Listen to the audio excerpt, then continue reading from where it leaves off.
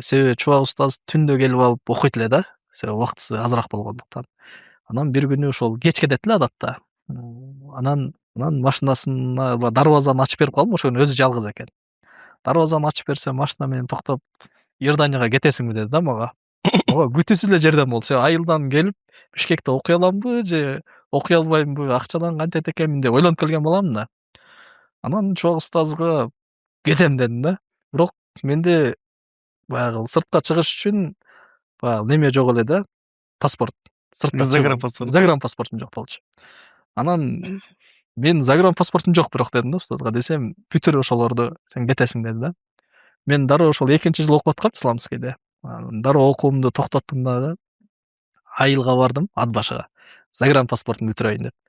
Загранпаспортумду тапшырдым.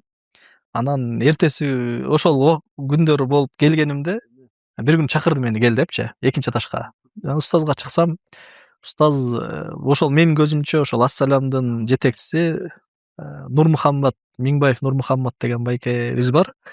Ал кишиге чалып, окуусуна жардам берип, окуп, Кудай Таала мүмкүнчүлүк берип атканда окуталы, жакшы алымдар бүтүп келсин, Кыргызстанга кызмат кылсын. Биз тарапта баягы ат башы, нарын тарапта баягы алымдар азыраак эмеспи? Бул жактан дагы алымдар чыгыш керек деп анан